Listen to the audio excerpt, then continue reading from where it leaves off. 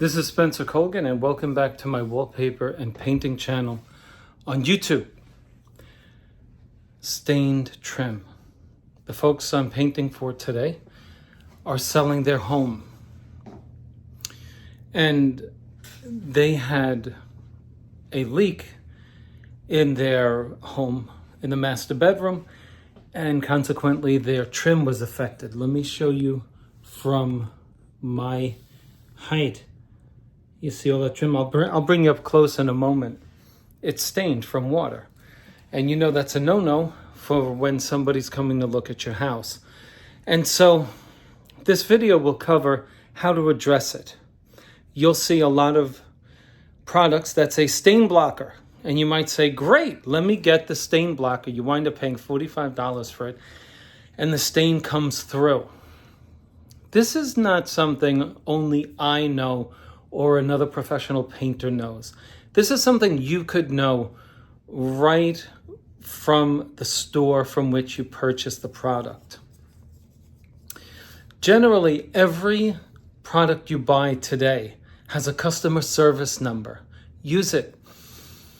Within 10 to 15 minutes, you'll have an answer. Rather than buying the product, listening to the kid at the counter who says, yeah, this will work, and you find out it doesn't work. I don't want you to be the victim of misinformation. Now, there's a rule. Generally, for this type of product, generally speaking, oil is your best bet. In general. But there are other products that'll do the same thing. You may not want to smell oil. And even today, as good as technology has gotten, oil still has a scent that offends most people, especially today. So I'm going to recommend a product that is oil-based on this video.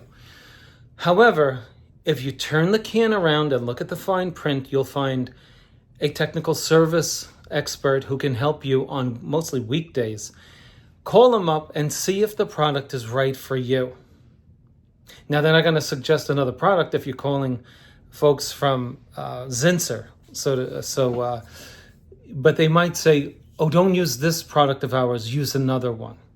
So at least I'm directing you in the right path so that you know not just to rely on the checkout clerk who doesn't have a lot of experience oftentimes with the products you may be wanting to purchase. So having said that, I'm going to suggest a product here that works all the time. Let me show you the problem here. This is unsightly. This suggests that there was a flood. Now, once you determine that the trim is, the integrity has not been compromised, and you determine that you can go ahead and paint it, well, by all means, pick out the paint and go for it. If you put regular paint on this, when I say regular, I mean just your basic trim paint, no matter how good it is, your basic latex paint that's for trim, you won't see the stain until the next day. That stain will come through. And even if it has primer in it, please believe me, even if your paint has primer in it, you will not successfully block this stain. So to do it, you want to use a product-specific primer that addresses this, and then you use your paint over it. Okay. So one of the first things you want to do is to get any crumbs off of the floor out of the way, okay? And if you do this for a living, you may want to invest in a battery-operated blower.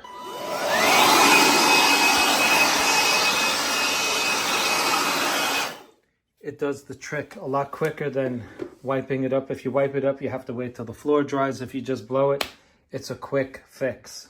The second tool I want to introduce you to is a hand masker.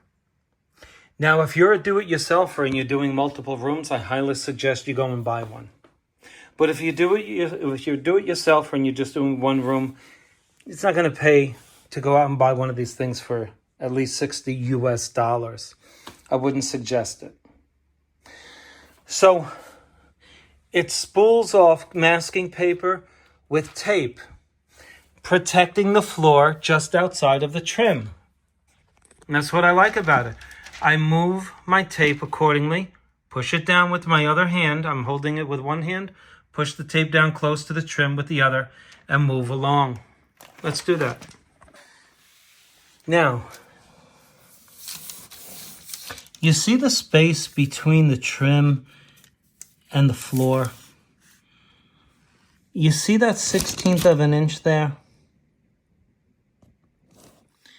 And then it disappears as you look, it disappeared there, right? There's no space there. Well, you never want to caulk that. That's going to look stupid.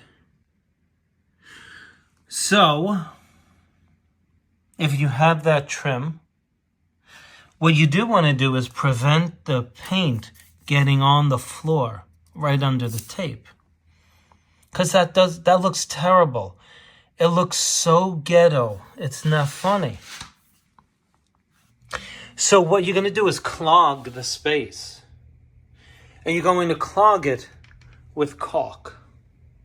Now, I'm painting the trim white, so you could use white caulk or clear caulk.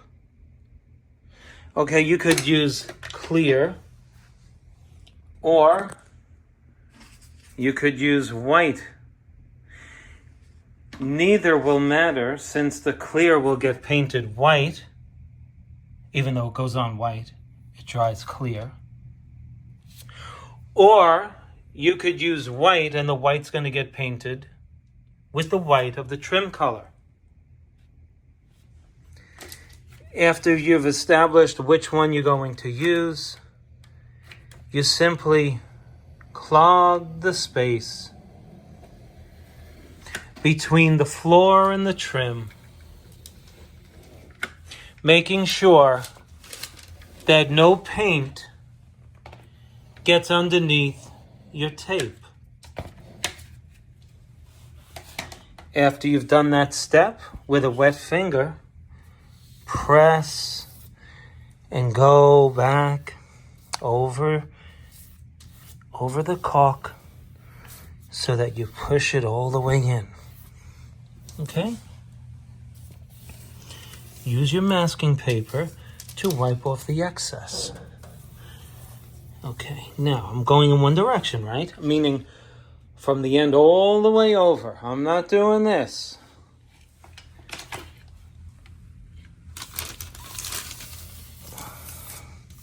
Now, let me show you how neat that looks. Now, let me show you how not to caulk. Please don't be offended. I'm trying to share with you my knowledge, and you can share yours with me. Don't do this. Don't do that. Don't do that.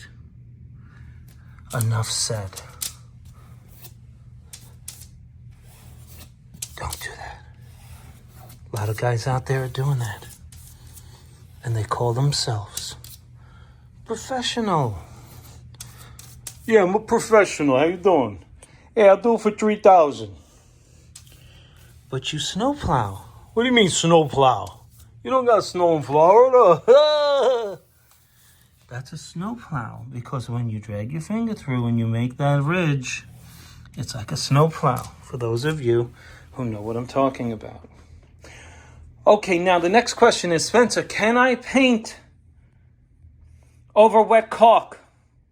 Answer, yes. Please don't put the question below. But can I paint while it's wet, or do I gotta... That's the guy who doesn't watch the video. I won't answer the question because I know you didn't watch it. Now, next question is this. And it's a good one. Can I leave this down, wait till this dries, and then paint the next color? Answer is, yeah, you can actually. But the environment, the climate, all has to be right. You can't pull this off 6 hours later. If you can get it all done within 2 hours, peel it off slowly and just keep going. If it starts resisting or starts looking like you're pulling bubble gum off, stop. Wait till it completely dries and then use a razor and cut against the floor. So I want to say, if you're unsure, and I hate to say this, do it twice. Do this twice if you're unsure. If you're a perfectionist and you don't know if it's going to rubber band on you when you pull it off because it has bridged the paint to the paper and tape, then just pull it off right away after you're done painting it. Pull it off, wait till it dries, and mask it again. Okay. This is going to prevent the paint from going underneath it. So now, what do I use? Well, this is a product that blocks heavy stains and odors. Now, this is a shoe tray. Okay? When you come in your house, you put your shoes in it. It's also a good tool to move your paint around as you're working on a floor. I like it because I dip into the can. A lot of folks from the UK think I'm an amateur for doing that. You know what? I don't care. I don't need to dirty up. Actually, I have a nice tool with liners. Let me show you. So I have the bucket with all these liners. I really got it, but I don't like the magnet thing. I hate when the magnet is pulling my brush and I'm pulling. I don't like it. So this is what I do. I have all the professional tools of a painter. But you know what? I like this. This is a hard ridge. I can drag my brush against here instead of knocking a plastic thing over. I like this. I have this with me, paint thinner, which is on the floor of this thing. Here's why. Before I start painting, I dip my brush in the paint thinner, getting my brush ready to paint with paint thinner. I get the excess off here. Here's why. I don't want to be cleaning this for 3 hours. Okay? My brush has paint thinner on it, which is going to make it easier to clean off. As long as it's not too wet. Okay? Now, you want an angle sash brush for this. Watch this. Back and forth. Wow, look at that. Okay, this is why you want an angle. You can do this with any brush, what I just did. But how much time do you want to waste? That's the issue. This is why you want an angle sash brush. You can't do with every brush what I'm doing right now. Okay? You're not getting that top shelf there with just any brush. Let me show you. This is a 4-inch brush. It's not an angle sash. It's a really good brush. But I could do it, but it's going to be a little harder to isolate the tip of that brush for the average painter. So even for the pro, this brush is better in my opinion. It just adjusts to the human hand better. Okay? It makes it easier to do what I'm doing here. All right, I go back and forth. Now let me just show you one other thing here. Okay, I'm going back and forth, but you don't want to brush like that. You don't want to paint like that, I should say. I want a good amount of paint, so I'm loading it up. I'm going back and forth, right? But you don't end like that. All right, I'm just putting a lot of paint on. When I determine that I've put enough paint on this, I finish it off like this. I start from the non-painted area, and I drag my brush nice and easy, not putting a lot of pressure on it, all the way over there to the other end. Then I go at the bottom. What does that do? Well, look at the beautiful finish it just gave me. If you do this, look. Look at the mess you make. See that mess? You don't see that there. So you can dip your brush in the thinner, and then it just helps this thick paint level out. Watch this. Watch this. Nice. See that? Paint thinner is not gonna kill this. It's not gonna ruin it, all right? All right. So, lastly,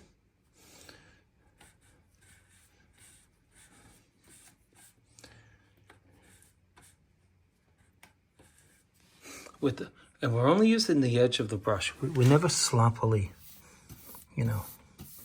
get all paint all over it. Watch this. Watch this now.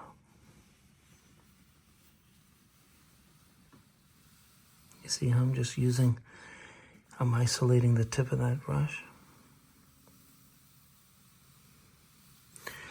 Now you can use tape for that, right? But wouldn't you rather try your talents at not using tape? Try your hand at it.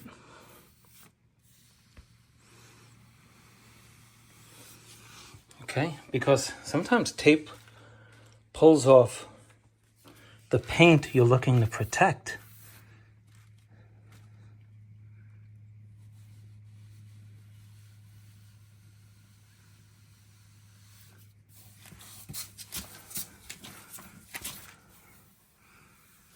Right? I've seen professional painters in the last week. My goodness, what a mess they make. They don't use any protection for the people's furniture. And then sometimes you hear this, I'm going with a different painter, he's charging less. I got a guy he's doing it for less. Oh yeah? What's his name?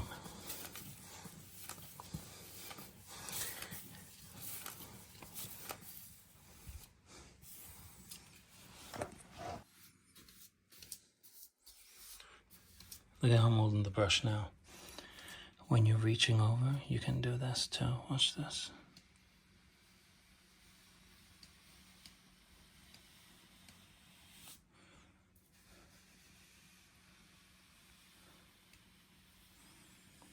All right, so what do you think?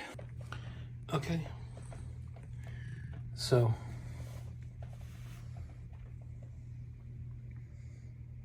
that's our work. Now I realize you can't see it that well, but I think it's pretty good. Let me show you what you can expect when you pull this masking paper off, which is why I'm doing this segment of the video. Because a lot of you are rightly concerned about the efficacy of this procedure.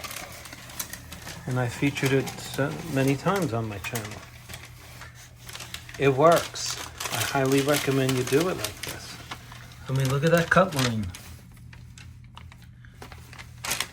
Now, is it pulling on the paint? No. And this is only about 45 minutes to an hour after having applied the paint. Okay?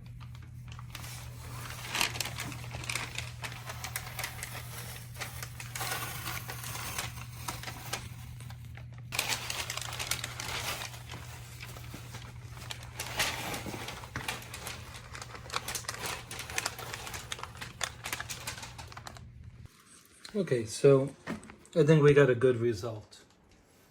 There's no more stain. Okay? So some might ask, can I keep it like that? Well, it's just primer.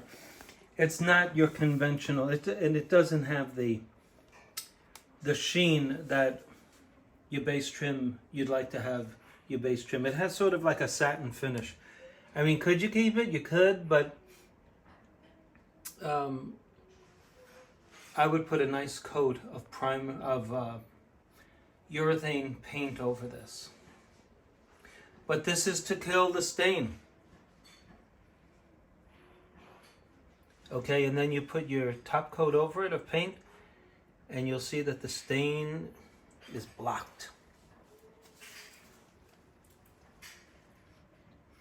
Even if you see a shadow of that stain here, it's not going to come through.